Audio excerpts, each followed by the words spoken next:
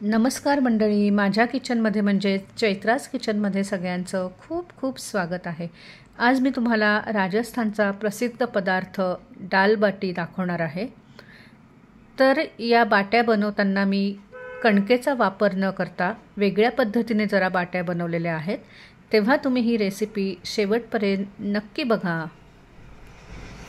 तर सर्वप्रथम डाळ बनवायला कुठल्या डाळी लागतील त्या बघूयात।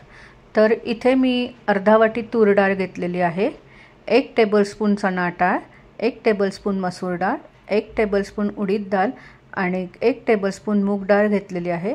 इथे खरं हिरवी मूग डाळ वापरतात, पण ती माझ्याकडे नसल्यामुळे मी पिवळी घेतलेली आहे। आता हे 2 ते 3 पाण्यामध्ये स्वच्छ धुवून घ्यायचं आहे। 3 ते 4 पाण्यामध्ये या सगळ्या डाळी स्वच्छ धुवून घेतलेल्या आहेत आणि याच्यामध्ये मी अर्धा चमचा मीठ घातलेलं आहे आणि डाळ बुडेल इतपत त्याच्यामध्ये पाणी घालून याला साधारण 4 ते 5 शिट्ट्या करून घ्यायच्या आहेत। आता या डाळीत काय काय भाज्या लागणार आहेत ते बघूया। एक मोठा टोमॅटो मी बारीक चिरून घेतलेला आहे, तसेच 4 ते 5 लसणीच्या पाकळ्या, 1 पेर आलं आणि 2 हिरव्या मिरच्या बारीक चिरून घेतलेल्या आहेत आणि 1 कांदा मी बारीक चिरून घेतला आहे।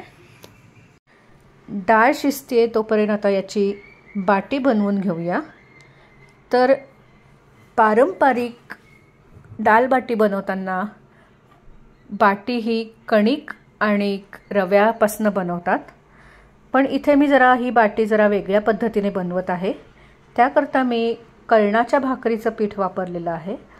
कळणाच्या भाकरीच्या पिठामध्ये ज्वारी, अख्खे उडीद, तांदूळ आणि मेथी दाणे असतात। तर त्या पिठापासून आज मी ही बाटी बनवत आहे। नेहमीप्रमाणे मी भाकरीचं पीठ जसं मळतात तसं मळून घेतलेलं आहे आणि आता त्याच्या या बाट्या बनवत आहेत। याच्यामध्ये अख्खे उडीद असल्यामुळे याला छान चिकटपणा येतो आणि याचे छान असे बाटीचा आकार आपण याला देऊ शकतो। इथे या बाट्या बनवण्याकरता मी 1.5 वाटी कळणाचं पीठ घेतलेलं आहे। कळणाचं पीठ हे डायबिटीस करता खूप चांगलं आहे, तर म्हटलं आज याच्या आपण बाट्या बनवून बघूया। तर आता बाट्या तयार झालेल्या आहेत, या आता बेक करायला घ्यायच्या आहेत। दाल बाटी ही तुपाशिवाय पूर्ण होऊच शकत नाहीत, तर मी इथे याकरता आप्पे पात्र वापरलेलं आहे आणि त्याच्यामध्ये मी तूप घातलेलं आहे आणि आता याच्यामध्ये या बाट्या घालून आपल्याला बेक करून घ्यायच्या आहेत। आता या बाट्या मंद आचेवर सर्व बाजूनी छान बेक करून घ्यायच्या आहेत। साधारण याला 15 ते 20 मिनिटं लागेल। हे बघा, सगळ्या बाजूने हे छान असं बेक करून घ्यायचं आहे। मस्त बाट्या तयार झालेल्या आहेत। त्याला असे क्रॅक पडल्यावर समजायचं की त्या आतनं सुद्धा छान बेक झालेल्या आहेत। तर आता डाळ बनवायला घेऊयात। हे बघा, डाळी पण छान शिजलेल्या आहेत।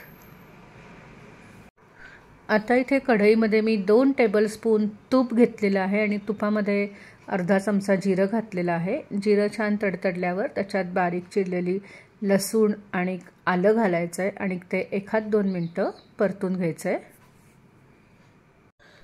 त्यानंतर आता याच्यामध्ये अर्धा चमचा हिंग, अर्धा चमचा हळद, बारीक चिरलेला कांदा, मिरची घालायची आहे आणि हे सुद्धा छान 2 ते 3 मिनिटं परतून घ्यायचं आहे।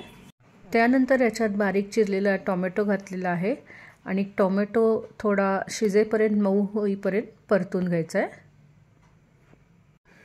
टोमॅटो कांदा छान एकजीव झालेला आहे। आता याच्यामध्ये 2 चमचे लाल तिखट घालायचं आहे, चवीनुसार मीठ घालायचं आहे, कारण डाळीमध्ये सुद्धा ऑलरेडी मीठ घातलेलं आहे, त्यामुळे याच्यात आधी थोडं मीठ घालून बघा, वाटलं तर नंतर मीठ अजून घालू शकता।